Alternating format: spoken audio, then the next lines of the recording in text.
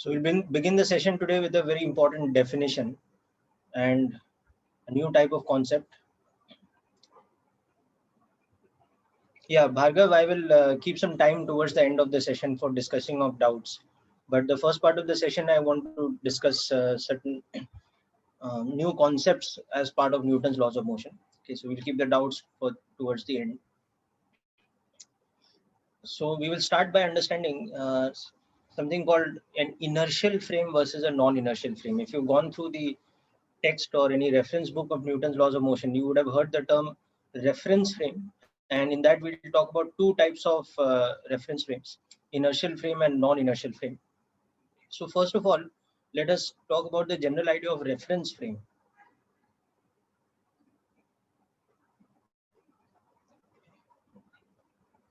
So as you know, all kinematical parameters, okay, such as position, which we generally denote with the vector r, displacement, which we generally denote with the symbol s vector, velocity, acceleration,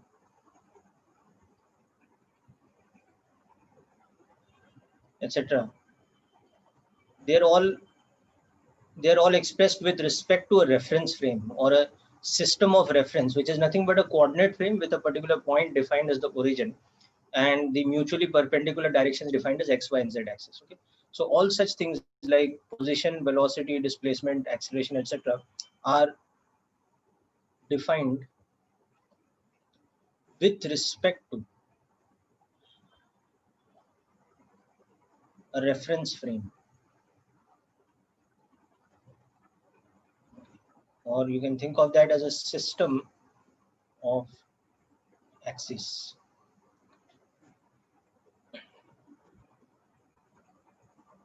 So for example, if we have defined a particular point as our origin, like let's say we have defined this as our y-axis, this as our x-axis,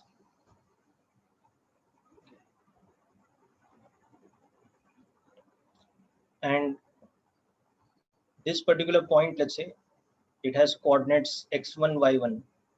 This particular point has coordinates x2, y2. Then the so-called position vector at the point A, nothing but the location or position of the point A with respect to this reference frame. So when we define the position vector of that point A as x1 I cap plus y1 j cap, this position vector is with respect to the coordinate frame shown.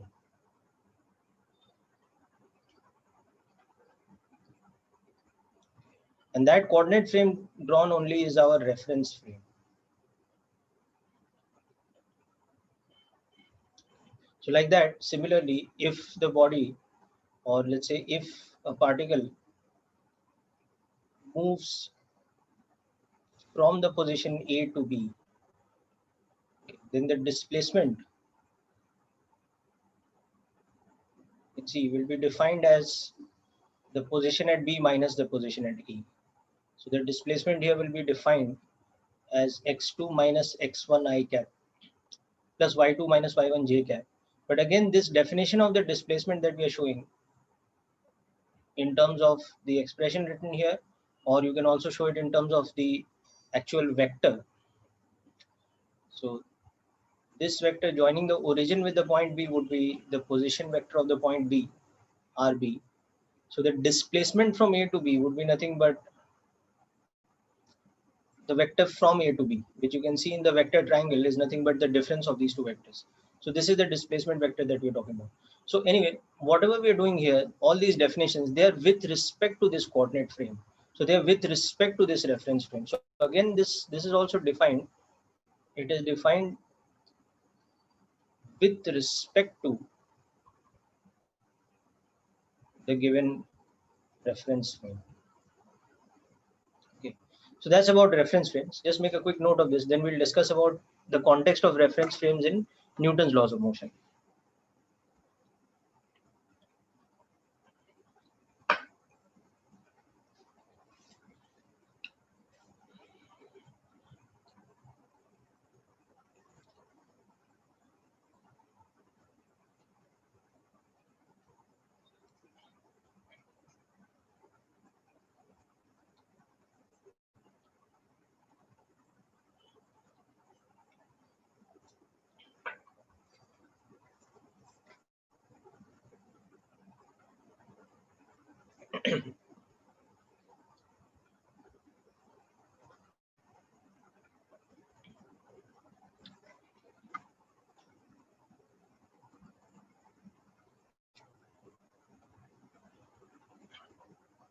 Yeah, defined with respect to a system or expressed with respect to a system.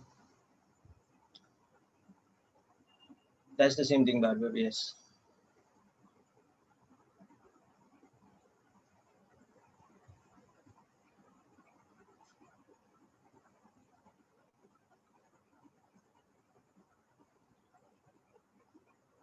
So basically, to express or to define a reference frame, we need to, okay, a reference frame is nothing but a origin and system of axis. If it's two-dimensional, it will only be xy. If it's three-dimensional, it will be xyz. If it's one-dimensional only, for example, it will be only x-axis. Yes, so everything depends on the system of axis. No?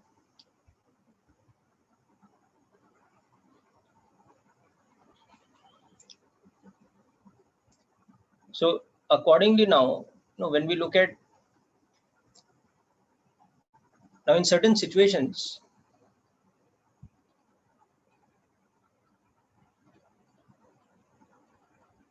okay, a particular reference frame might be in motion with respect to another one.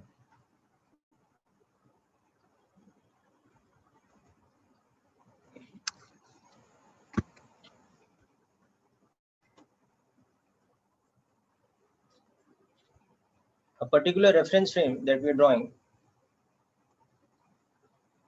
might be in motion with respect to another one.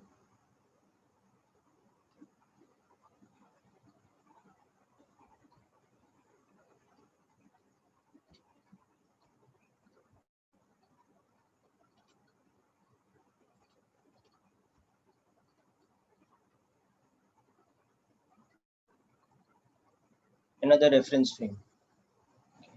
For example, we can have a situation where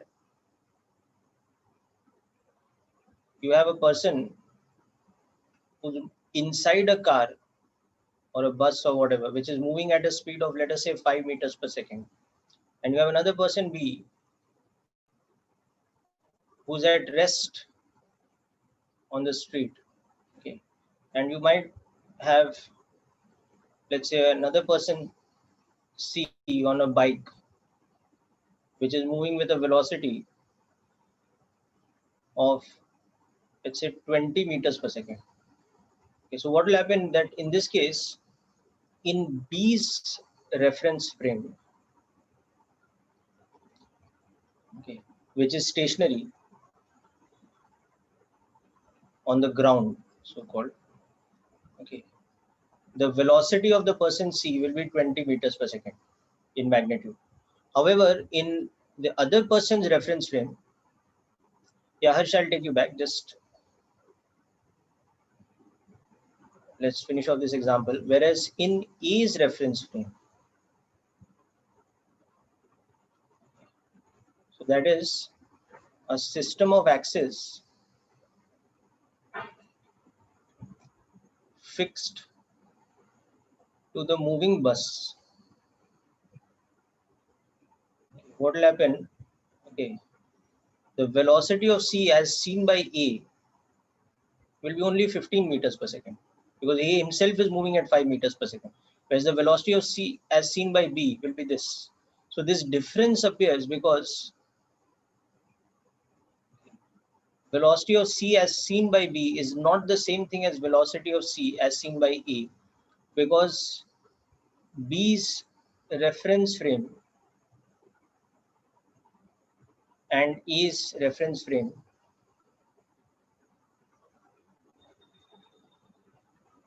are in relative motion with respect to each other.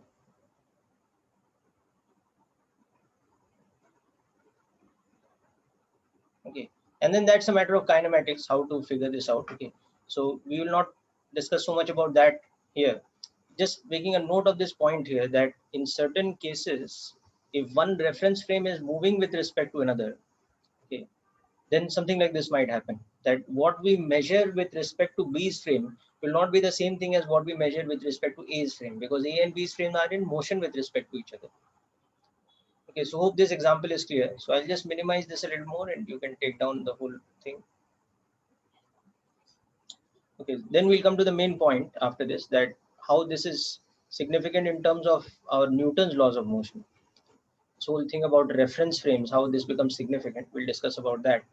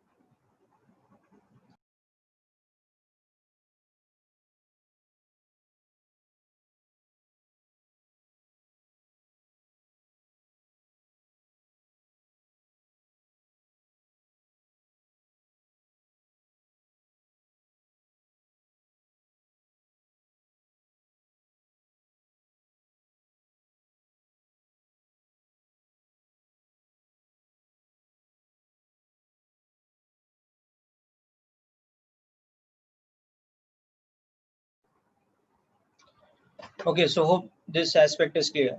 Okay, now let's talk in terms of Newton's laws of motion. So in Newton's laws of motion also, when we write the equation for a given free body diagram of a rigid body or a particle, that net force is equal to mass into acceleration, we are measuring that acceleration, or we are defining that acceleration with respect to a given reference frame. Okay, so how does the reference frame that we have chosen how does that figure into the Newton's law equation that net force is equal to mass into acceleration? That is the thing we are trying to understand next over here. So before we get into that, we will make a certain observation and a definition based on that observation, that we will call the ground frame a special type of a frame, because it is the like an absolute frame for us. And but by ground frame, what we mean is the reference frame that is attached to the earth's surface. Because I mean, of course, the earth is also moving in space, or you can say the earth is moving with respect to the solar system, and the solar system itself is moving in the in the frame of the galaxy, and so on and so forth.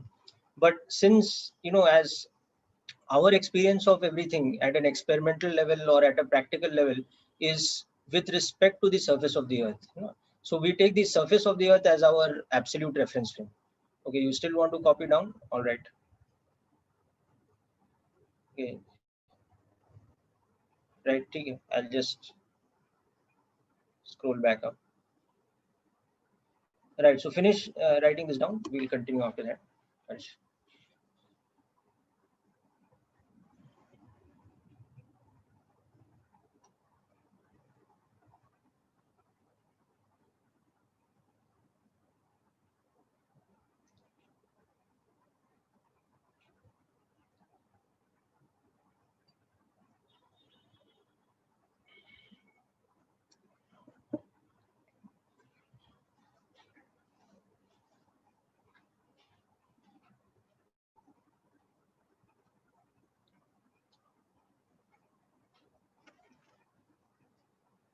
Yeah, Bhargav, you can say in that sense, every object has its own reference frame, in its own reference frame, an object will be at rest. So if you're observing, for example, a ball thrown in projectile motion, if your reference frame is attached to that ball, then you won't see that ball moving. Instead, you will see the ground moving.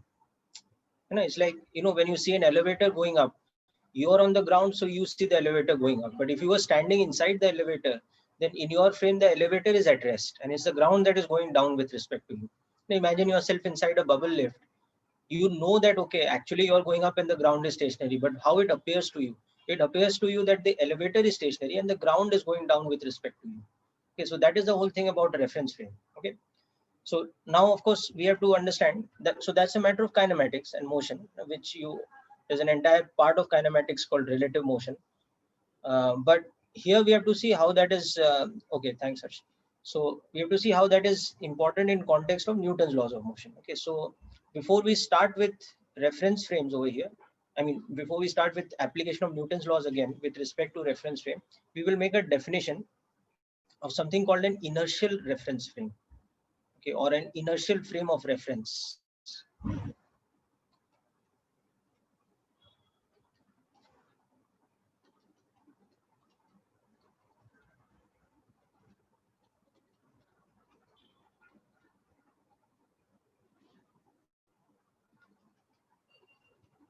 Okay, or simply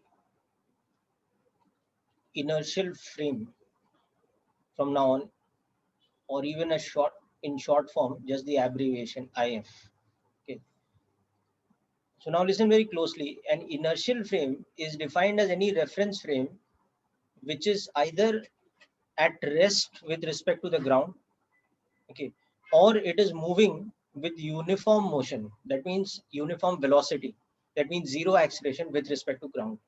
So any reference frame which is that is either stationary with respect to the surface of the earth, or it is moving but with zero acceleration. That means it's moving uniformly with respect to the ground.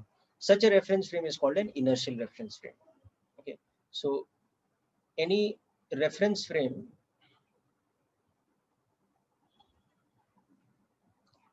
either at rest, okay, with respect to the ground, okay, and by ground we mean Earth's surface, or moving uniformly.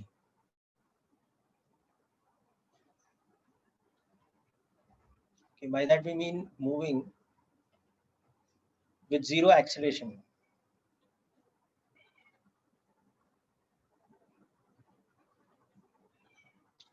with respect to ground. is called a inertial reference frame.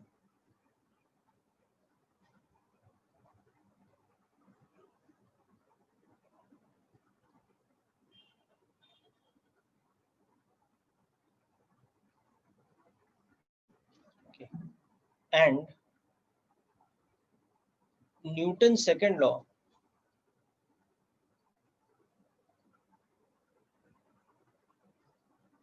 for a body in a inertial reference frame, in an inertial frame,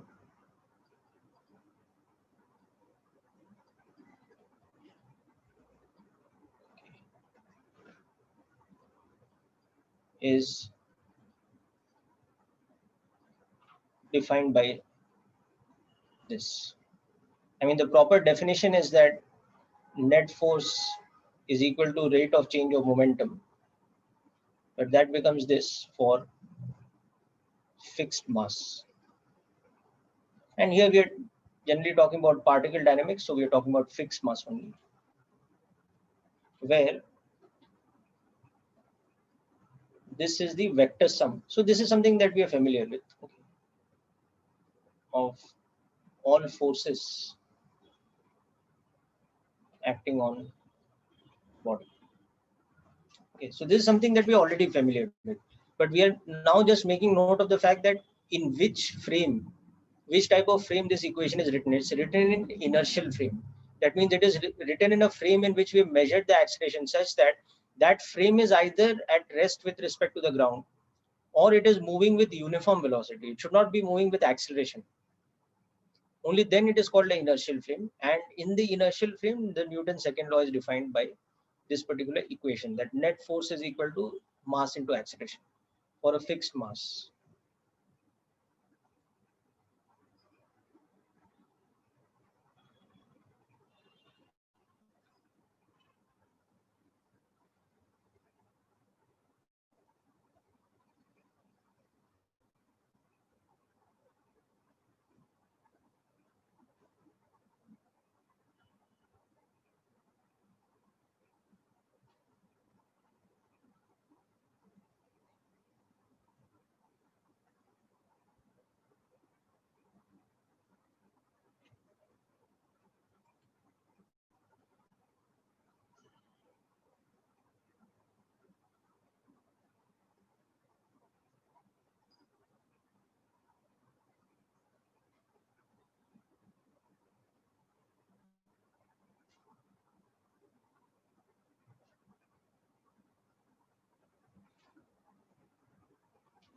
And of course, here remember that A is the acceleration of the body measured in the inertial frame or expressed with respect to the inertial frame.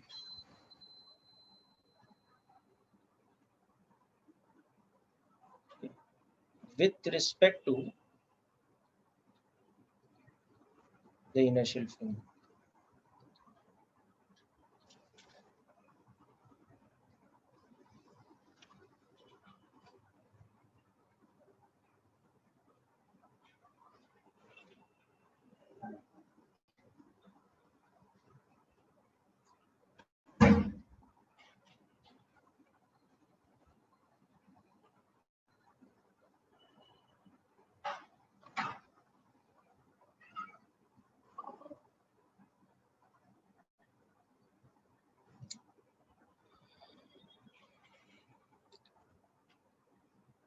Okay, now let's come to the main aspect that we want to discuss over here. That what if we are in a reference frame which is not inertial? That means it is accelerated with respect to the ground. Okay, so first of all, let's look at that as a definition. Okay, non-inertial reference frame.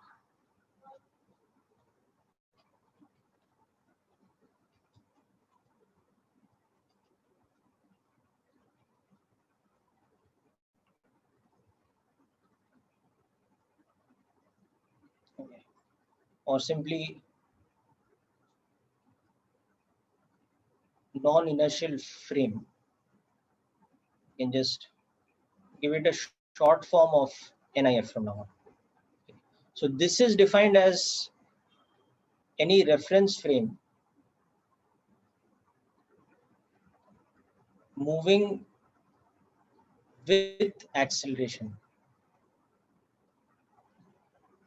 Okay. Let's say not equal to 0.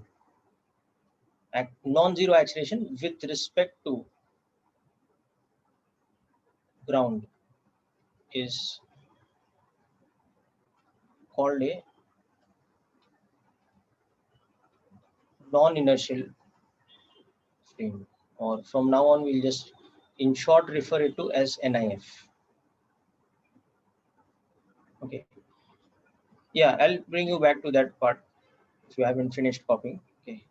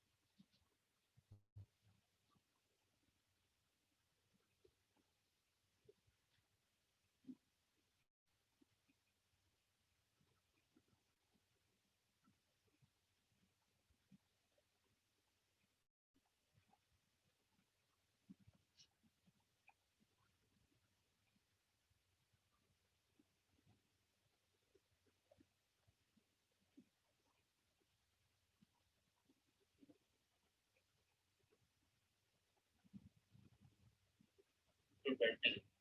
So that's only 12 newtons.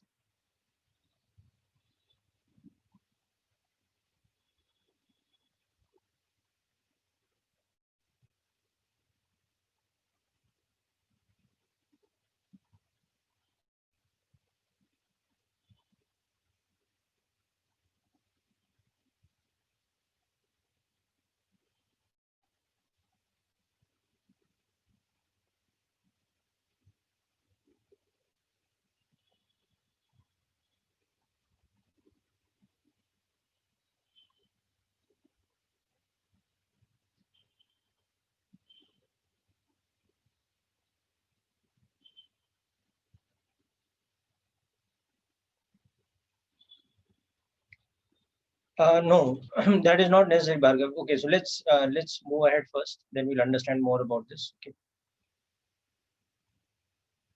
Yes, that's correct, Bhavish. If a car is moving with constant velocity, then in the reference frame attached to the car is an inertial frame. Whereas if it is moving with acceleration, then the reference frame attached to it is the non-inertial frame. Okay. Now let's come to the most important aspect of non-inertial frame. Okay.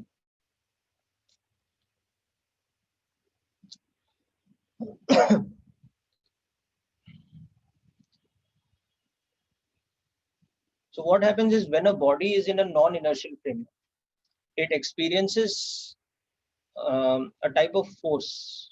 Okay, because of the acceleration of the reference frame, and that force is given a special name. It is called pseudo force. Before we get into the details of this, let me give you some everyday examples. From this you can understand this force better. For example, if you are standing inside a bus, okay, and it suddenly breaks, especially when it breaks heavily, so there's a large amount of deceleration. So as the bus breaks, your body tends to get thrown forward in the bus, right? Tends to experience a forward jerk. Now, if you think about it closely, you're standing in the bus, you're maybe holding on to, the handle on top or whatever, but there's nobody pushing you forward. There is no external force as such that is acting forward on your body when the bus breaks. Still, your body experiences a forward push. Or if there's a suitcase or a bag or something on the floor of the bus, it might tend to slide forward when the bus accelerates. Whereas you won't see anybody kicking it or anybody pushing it. Okay. So what is that force that acts? Because the bus becomes a non-inertial frame. That force is given a special name called the pseudo force. Similarly, if you're sitting inside a stationary car or a bus or standing whatever, and it suddenly accelerates forward. So when it accelerates, your body gets pressed backwards. You feel a jerk backwards. So notice when the acceleration of the vehicle is forward, your body experiences a backward push. Whereas when it decelerates, that means the acceleration vector is backwards. Okay, your body experiences a forward push. Okay, same way when you step into a lift and suppose it starts accelerating downwards, it starts going downwards. So initially its speed is increasing. You feel a sort of uncomfortable sort of feeling in your stomach. You feel that butterfly kind of effect. So that happens because there's a pseudo force acting on your body upwards. So it's making your body feel lighter. And as a result of that force, you feel uncomfortable because you feel lighter than your true weight because there is some unknown kind of force which is acting upwards on your body. So these are examples of everyday life examples of what is called pseudo force. And pseudo force is a type of force that is experienced when a body is in a non-inertial frame. It is experienced because of the frame's acceleration. So we'll discuss about that in detail next. So any body in a non-inertial frame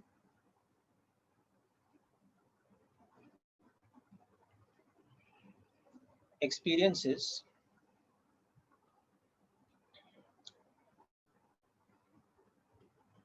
a pseudo force, okay, which will denote with the symbol like this for the moment, okay, due to the frame's acceleration with respect to ground, such that this pseudo force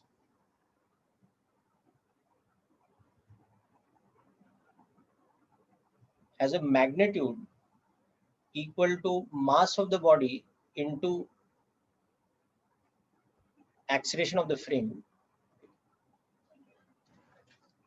So here we'll be very careful to understand that this thing is the non-inertial frame's acceleration, okay, with respect to ground. Okay, it is not the body's acceleration; it is the non-inertial frame's acceleration with respect to ground, and m is the mass of the body. Okay. And the direction of the pseudo force, this is opposite to the non-inertial frame's acceleration. The direction of the pseudo force is opposite to the acceleration of the frame. So if we are in an object which is accelerating forward, in a reference frame which is accelerating forward, our body experiences a backward force. Okay, so I'll take you back to this example also, but first note this down.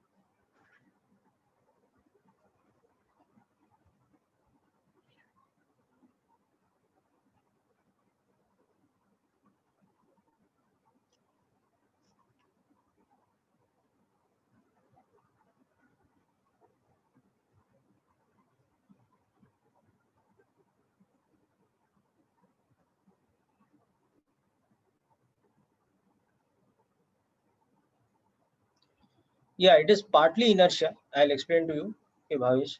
Because the inertia is nothing but mass, na? The inertia of a body is nothing but the measure of its mass. So yeah, the more the mass of the body, the more will be the pseudo force. But it's not just the inertia; it's also the acceleration of the frame. In common everyday language, sometimes people call it inertia force. Okay, but that's the wrong term actually. The proper term is pseudo force.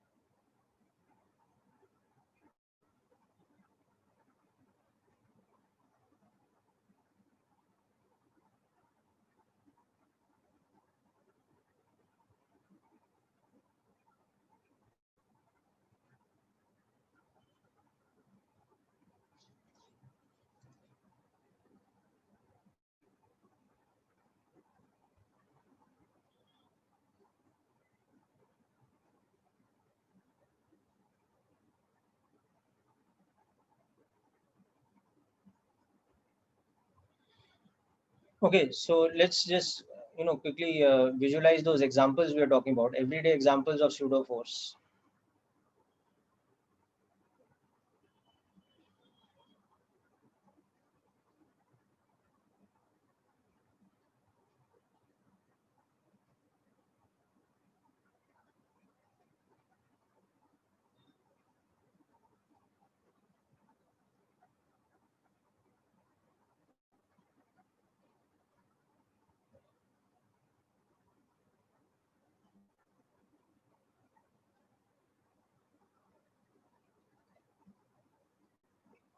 So imagine we have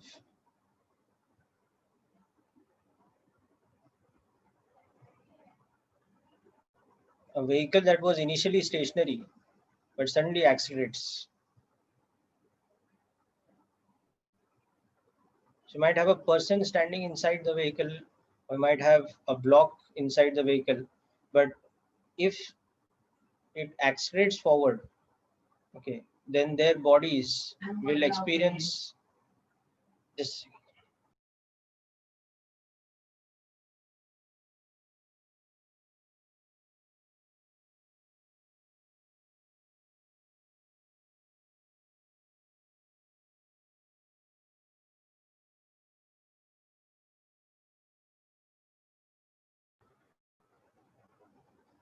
Okay, so this will experience a force backwards. This will experience. Okay, so this is pseudo force. Okay, or if you talk about, okay,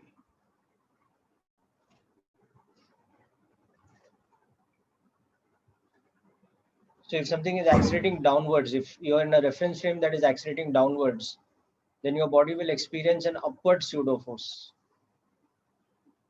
Okay, and this is what makes you, this pseudo force makes a person in this situation feel lighter,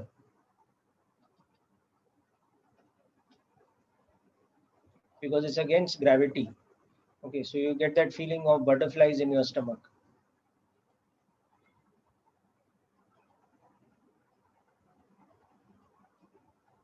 sort of discomfort, because you feel lighter. So these are everyday examples of pseudo force.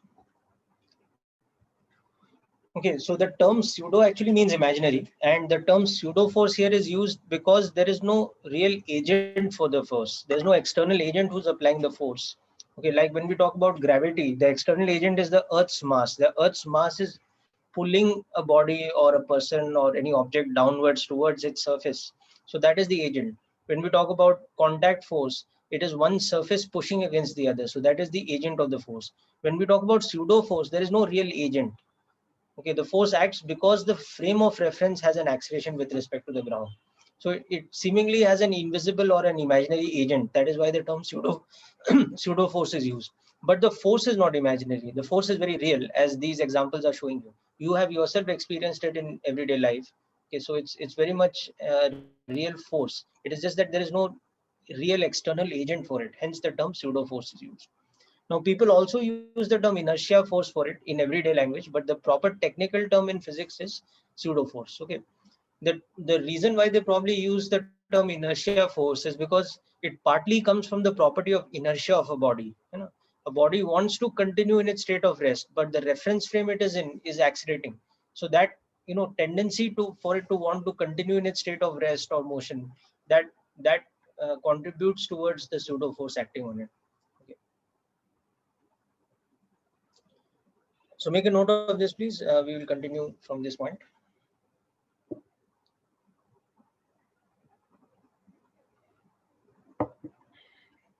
So next we'll see how we deal with application of Newton's second law when we are making our free body diagram in the non-inertial frame. So how we have to incorporate this pseudo force into our free body diagram, and how that modifies our Newton's second law. We'll discuss about that.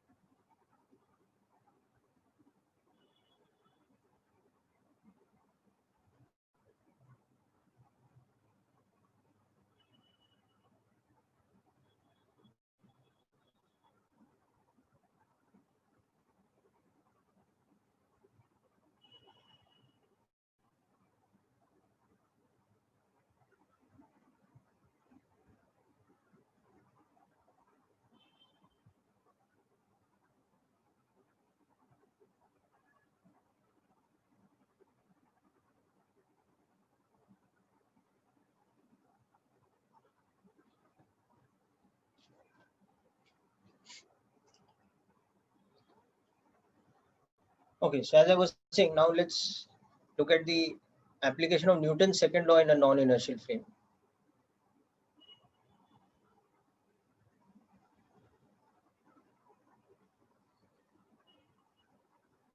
Yeah, you'll understand that, Bhargav, in the next part when I'm explaining now. You'll understand about the direction of pseudo force.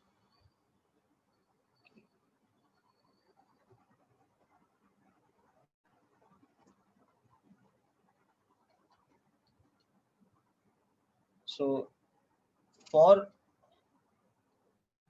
the application of Newton's second law,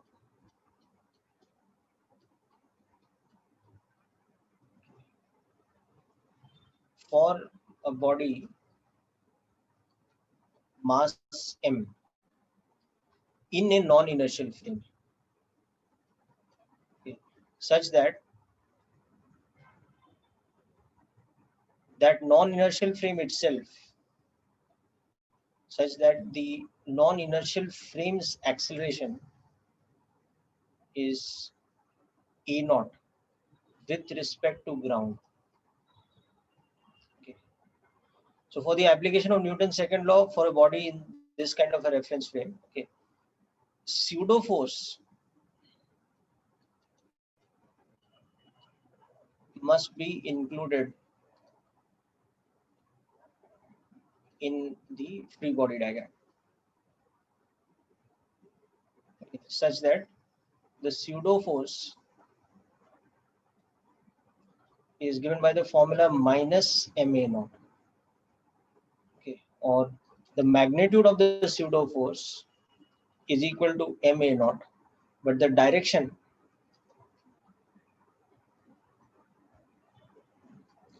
is opposite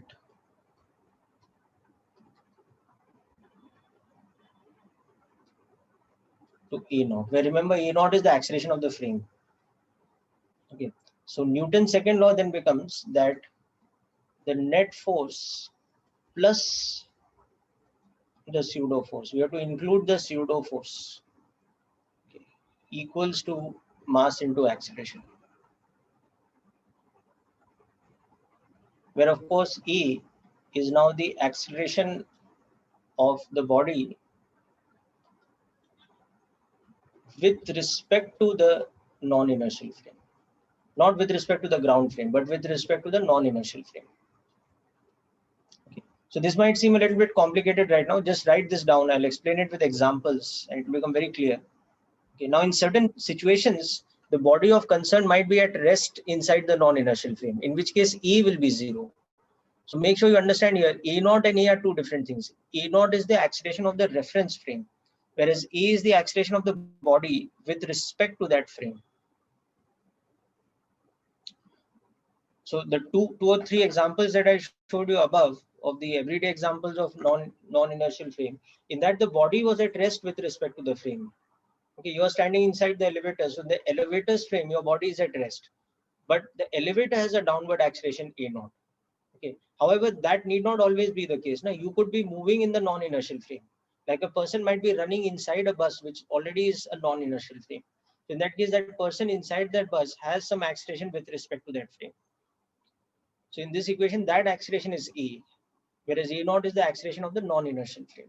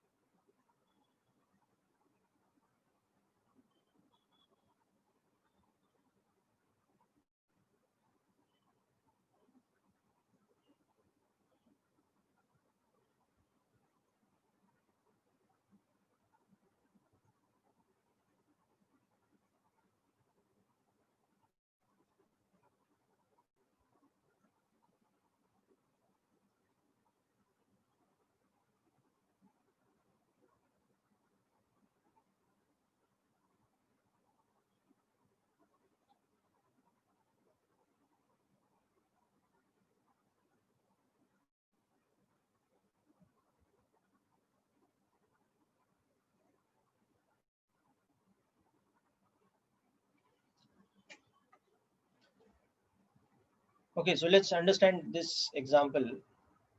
Let's understand this application with proper examples next.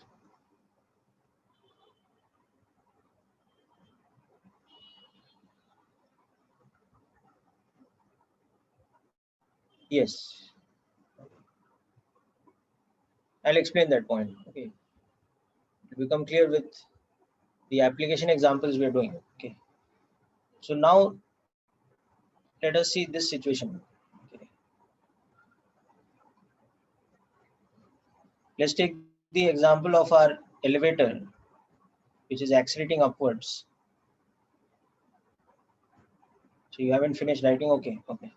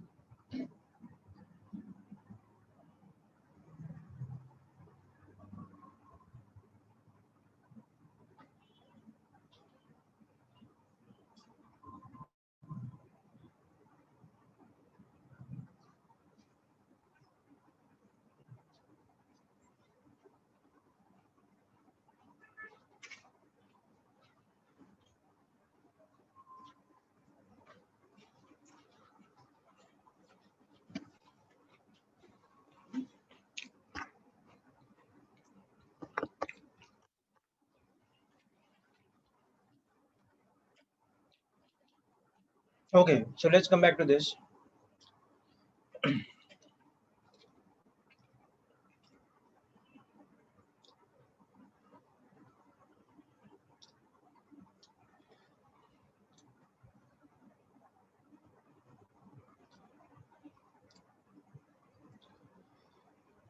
So taking our example of the elevator. Okay. Now this time let's just assume that the elevator is accelerating upwards.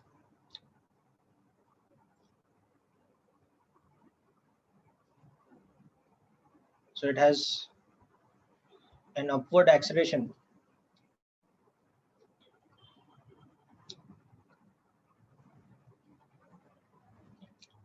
of, let us say, 2 meters per second square. Whereas inside the elevator,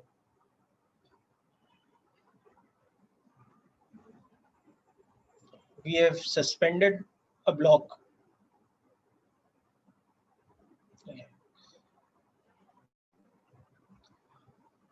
using a thread from the ceiling of the elevator. Okay. Now we have, let's say, two observers. Okay.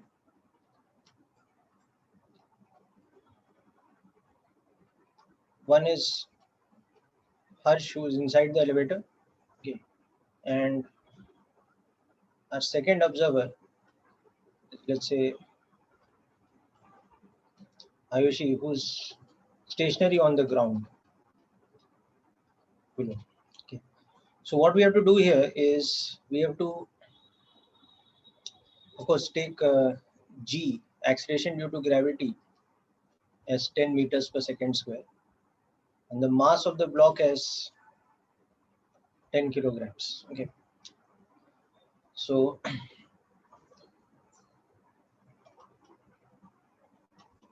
make the free body diagram of the block, okay, as observed by Ayushi. Okay. That is in her frame, in her reference frame. Okay. And calculate the tension in the thread.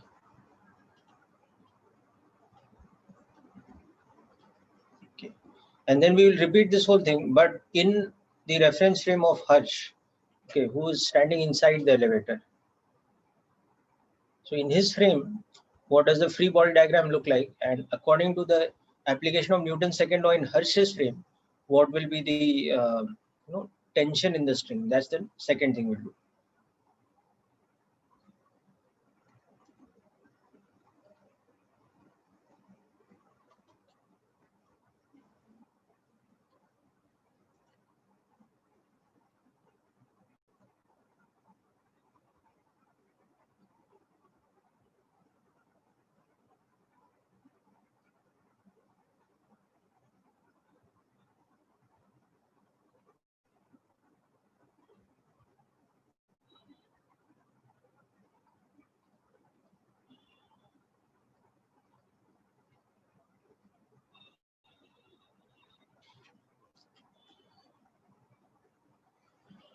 Okay, so the first thing we'll understand here is that since Ayushi is stationary on the ground, her reference frame is which type of reference frame? It's an inertial frame.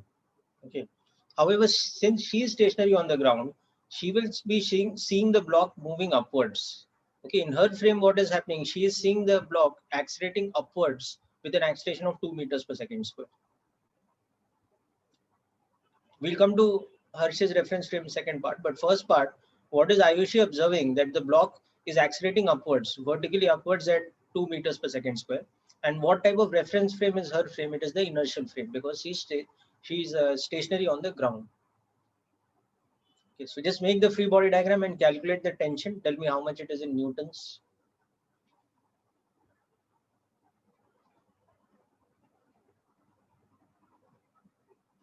Okay, so start working on the first part yourself. You should be able to do this. It's quite easy.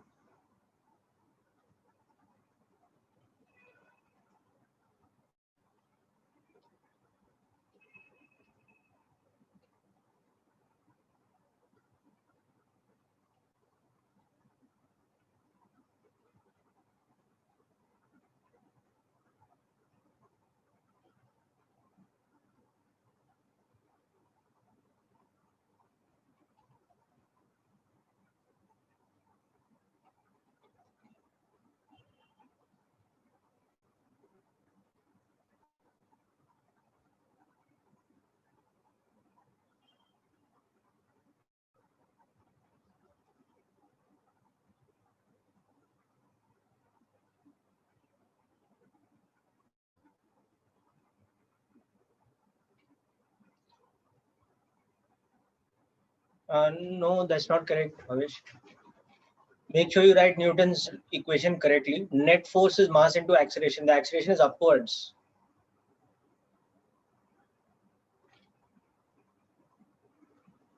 Yes, Harsh, that's correct. Very good.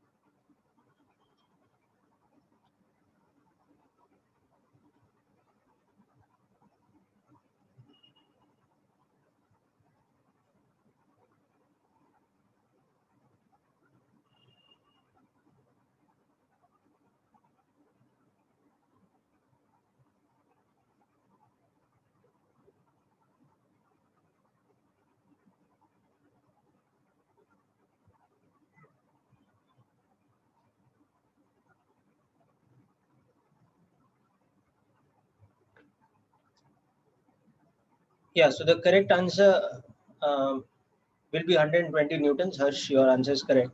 Okay, now let's observe how that's happening. It's pretty simple like this, that if we are in Ayushi's frame, we are in the inertial frame. Okay. That is what Ayushi is seeing, okay, fixed on the ground. Now what she is seeing is that the block is having an upward acceleration of E equal to E naught, which is 2 meters per second square. And on the block, there are two real forces acting: tension acting vertically upwards and mg acting downwards. So her equation will be that net force should be equal to mass into acceleration. So there's only the y-axis here, no need to resolve and all that. T minus mg is the net vertical force, that is equal to m into E. So T will become m into g plus E. So the magnitude of tension will become the mass, which is 10 kilograms, into 10 plus 2 meters per second square. So the tension should be 120 newtons. Okay. This is what she concludes. So Ayushi sees the block having an upward acceleration of 2 meters per second square. And according to her, the tension in the string should be more than the weight. It should be 120 newtons.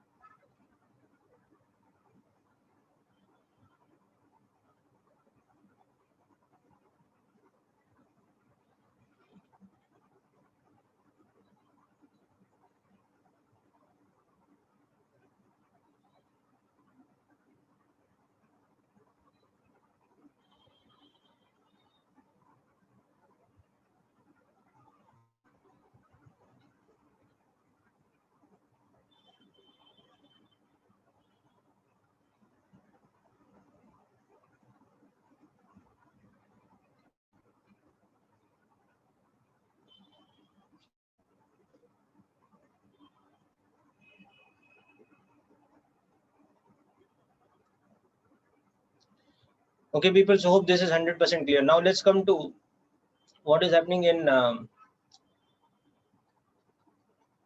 Harsh's frame.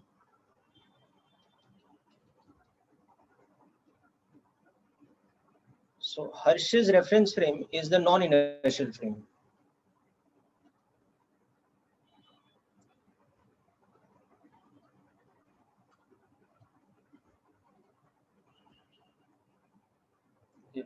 It is accelerated at E naught equal to 2 meters per second square vertically upwards with respect to ground. So here the E naught is not the acceleration of the body, it is the acceleration of the frame. Okay, and in his frame, the block is at rest. Okay, so accordingly, the acceleration of the block should be 0. So that is the first and foremost thing to understand. Okay, but because he's in a non-inertial frame, so we have to include pseudo force. So because of this reason here, okay, pseudo force must be included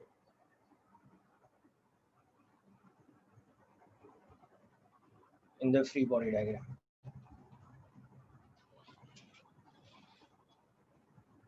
Okay, so very simple situation really.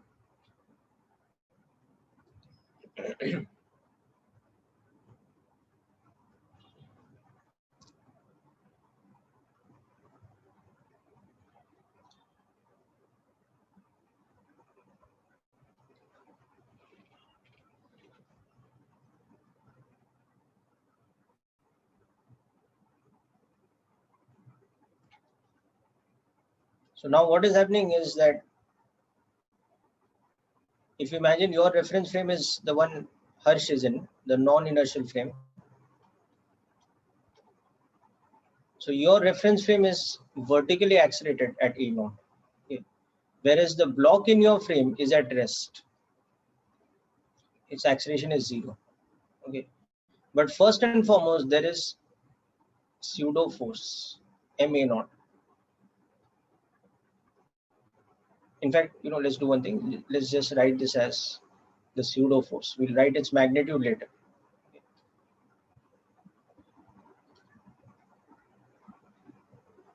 Pseudo force is acting like this. So remember that pseudo force is opposite in direction to the acceleration of the frame. Okay, so that's why the pseudo force here is vertically downwards. Okay, and the magnitude of the pseudo force is equal to MA naught. Okay, so it will have a magnitude of MA naught, but the direction is opposite. Okay, and then of course there are the real forces of tension and weight, but it's at rest. So at rest means that net force must be 0. Means the forces should be balancing each other.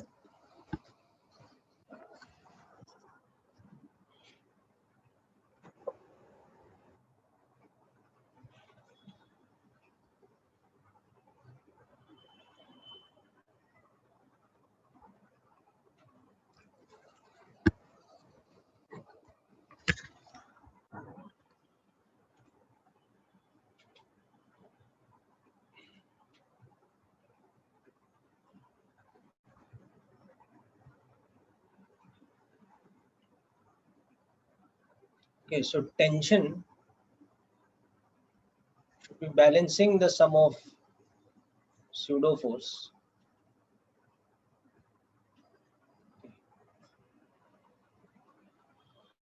the forces balance each other because the net force is 0. So the upward force balances then 2 downward forces. So the tension has to be equal to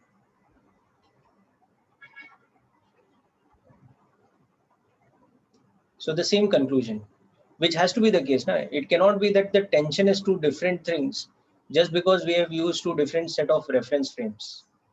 It's an actual force of tension. You can measure the tension. So it should not be that one person's physics laboratory is suggesting that the tension should be so much and the other person is suggesting that no, the tension should have a different value. Then our laws of physics will not be valid. No, they will not be absolute. So that is the thing. No? We must be able to adjust for the non-inertial frame in such a way that it gives us the correct value when we apply Newton's second law. So that adjustment comes by taking the pseudo force into account. If we had not taken pseudo force into account here, then we would have suggested that the tension balances the weight. So this observer Harsh would have said that the tension should be 100 newtons, whereas the other observer Ayushi would have said that no, the tension should be 120 newtons. So that means Newton's second law is not a universal law. No? It then depends on who is the observer. But it has to be a universal principle, independent of who the observer is. So it should give the same result, which is experimentally also verified. So the correct value of tension here will be 120 newtons, and whether Harsh is predicting it by doing the calculations or Ayushi is predicting by doing the calculations, both of them should come to the same correct conclusion that the tension is 120 newtons. So hope you understood the application in this particular case of how to incorporate pseudo force when we are in a non-inertial frame.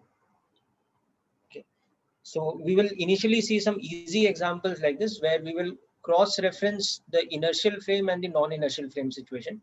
Then gradually we'll move on to situations where we will exclusively look at free body diagram in non-inertial frame.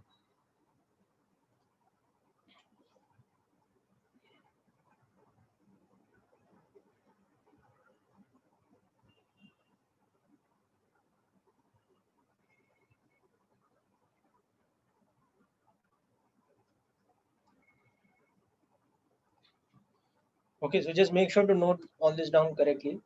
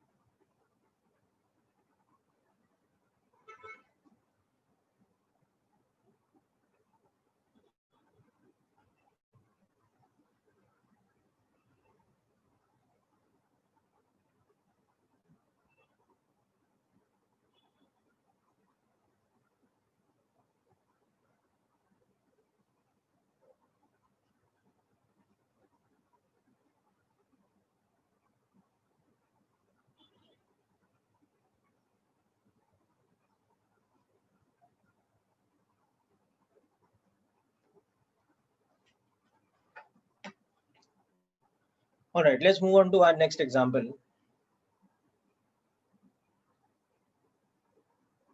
So now we'll see a somewhat similar situation, but in context of horizontally accelerated reference frame.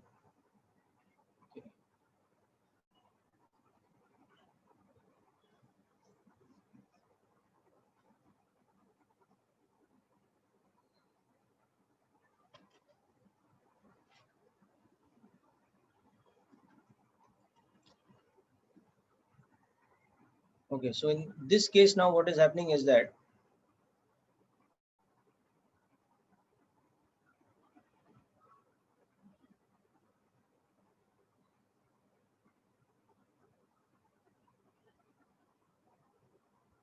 we have something like a car here, which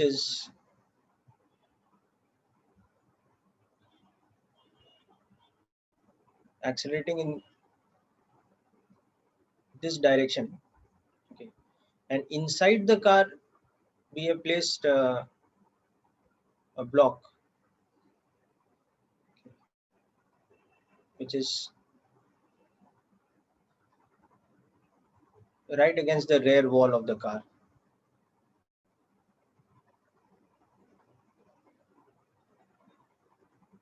Okay, so it's like this.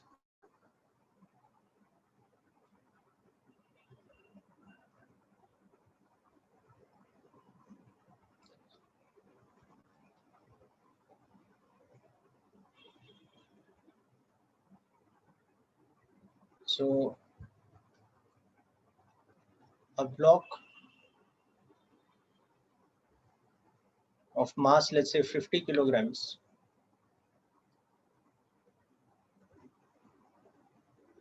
is placed on the floor and also against the rear wall inside a vehicle accelerated at a naught equal to 4 meters per second square. So once again, make the free body diagram in the inertial ground frame.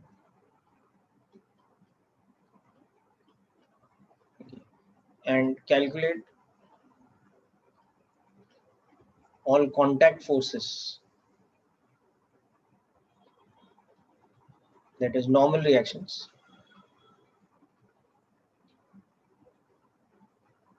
on the block. And again we will make the free body diagram in the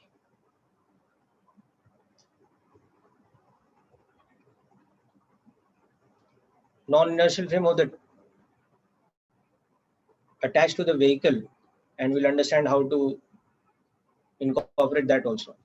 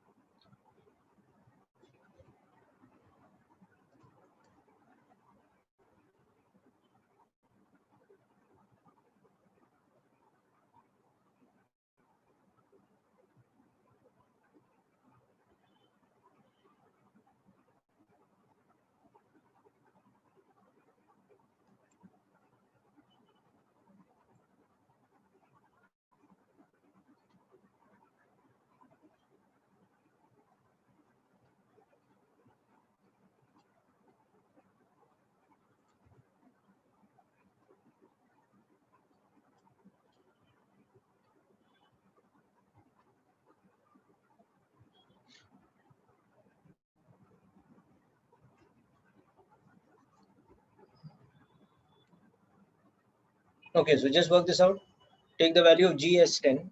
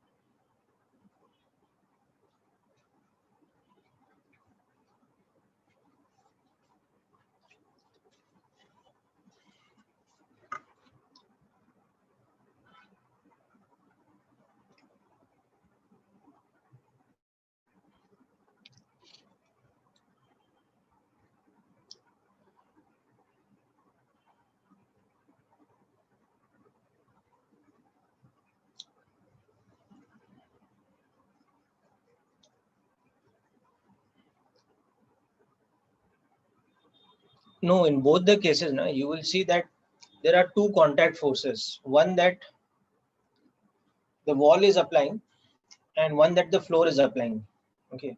So whether you are in the ground frame or you are in the non-inertial frame of the car, you will observe both these normal reactions. Okay. But the way you write your equations, they are different. So what you will conclude in either reference frame is that there are two contact forces acting here. One, the wall is applying a contact force, let's say N2, and one, the floor is applying a contact force. So in both the parts 1 and 2 now, you should get numerically the same value, and we'll see why. You get this as 500 newtons, and you will get this as 200 newtons.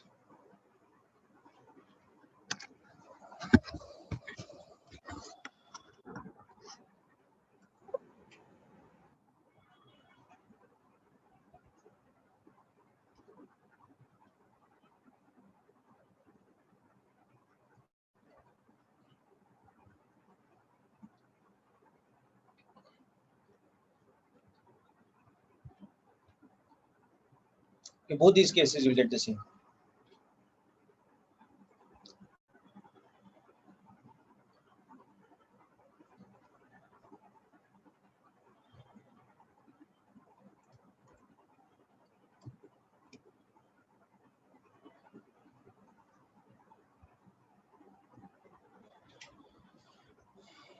Okay, but obviously the free body diagrams will be different because one is an inertial frame and the other is a non-inertial frame.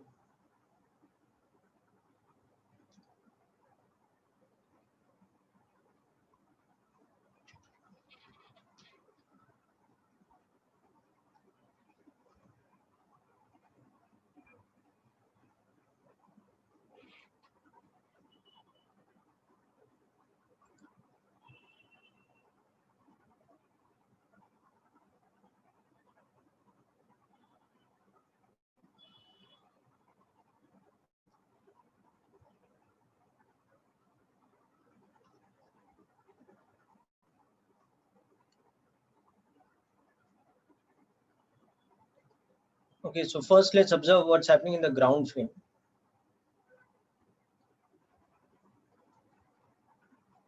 If you are in the inertial ground frame, what you are observing is that the block is having an acceleration which is equal to 4 meters per second square. Okay, and the forces acting on it are nothing but the gravitational force, okay, and two normal contact forces.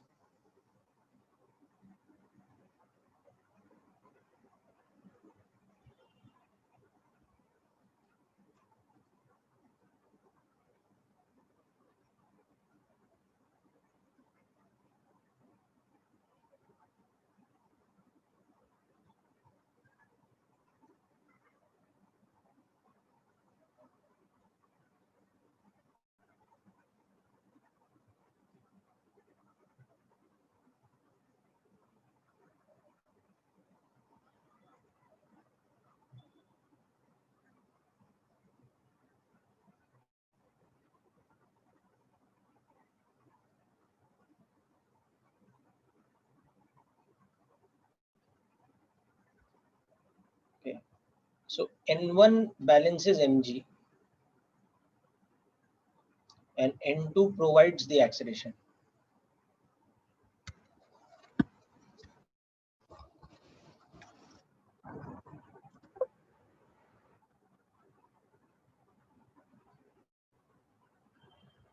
Okay, so from equation 1,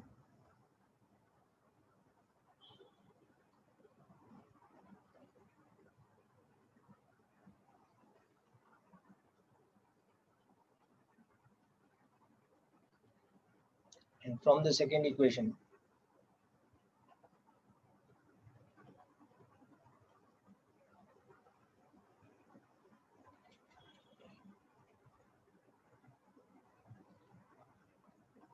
So in the inertial frame,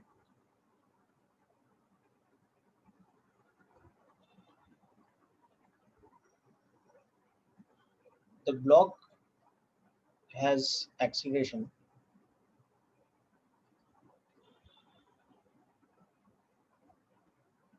horizontal.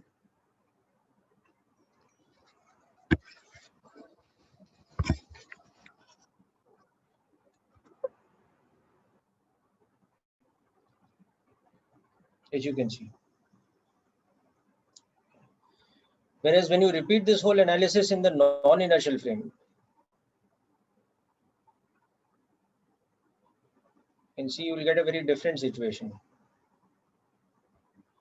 Your final answers for the two contact forces will be the same, but your free body diagram will be a little bit different.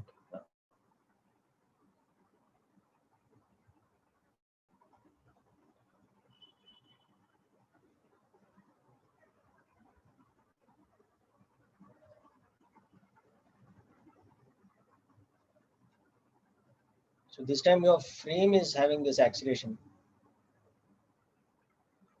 of 4 meters per second square. So first of all, any body in this frame will experience a pseudo force, which is backwards. Whereas in this frame, the body is at rest. So its acceleration is 0.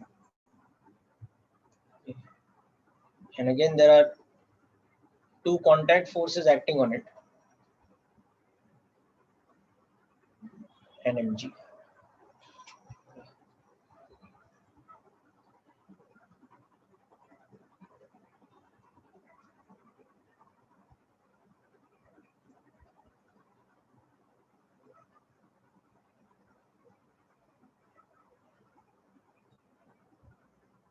So its acceleration should be 0. So now its equations become like this, that N1 balances mg and N2 balances pseudo force.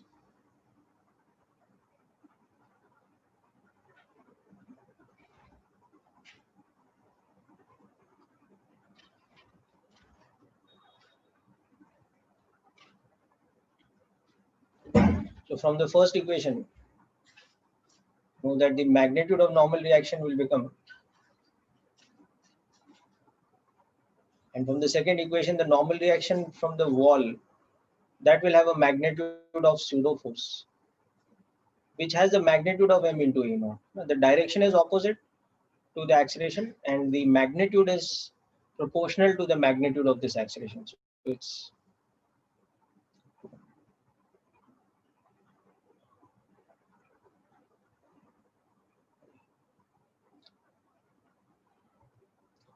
so pseudo force this much in magnitude and opposite the direction of that acceleration.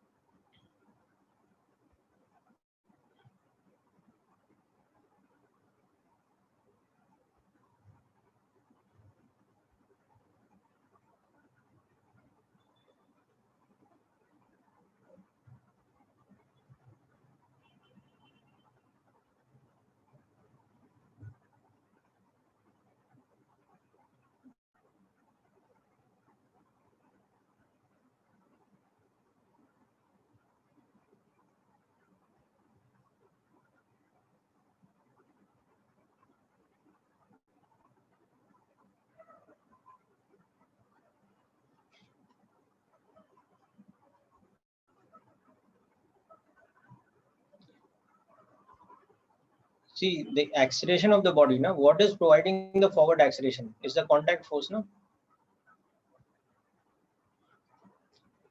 you understanding, Bhavesh? If you look at the body, it has an acceleration along your x-axis of 4 meters per second square. So what is actually pushing the block, giving it that acceleration, is the contact force that the wall from behind is applying.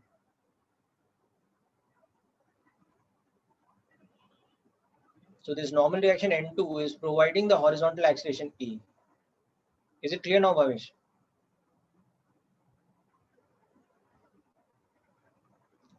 net force is mass into acceleration, no? So agar x-axis ke along we have an acceleration, yeah, there has to be some force, no? Otherwise where the acceleration is coming from? We cannot write zero force equals to mass into acceleration, no? The force has to be non-zero if there's some acceleration, and the other two forces are vertical. So obviously it's the the wall from behind which is pushing it, giving it that acceleration of ma. Hence n2 is equal to ma.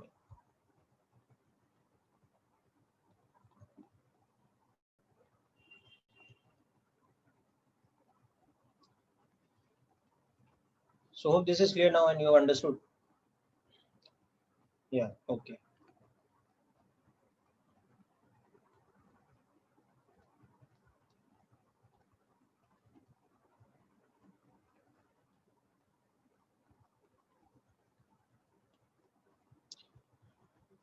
Okay, so this is a very important concept set of pseudo force and non-inertial frame. So we will conclude today's lecture here, and next time we will look at more examples incorporating pseudo force and non-inertial frames. Now, please, attempt questions from H.C. Verma and be prepared with the doubts from H.C. Verma next time. H.C. Verma at least, okay? If you have done H.C. Verma to a certain extent, you can also continue doing more problems from your module. But in case you haven't done that many questions from H.C. Verma, then before our next lecture next week, make sure that you attempt questions from H.C. Verma part 1.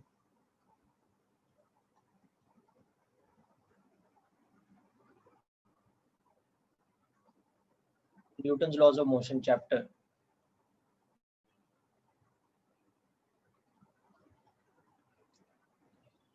The exercise problems, the subjective exercise at the back, do questions 1 to 32, in fact 1 to 33.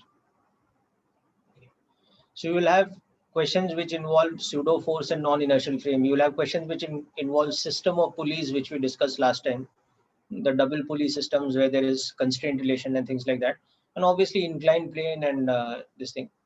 NCRT, you did not do questions for your JE preparation. Okay, if you do HC Verma and your module, it is more than enough. After you do this, then you start doing questions from the module.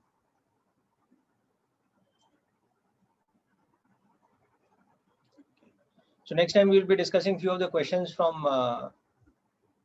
Yeah, you can do that, Bhargav. Okay. Next time we'll be discussing doubts and few questions from this and more examples of non-inertial frame. So that's it for today's session, people. Wish you all the best.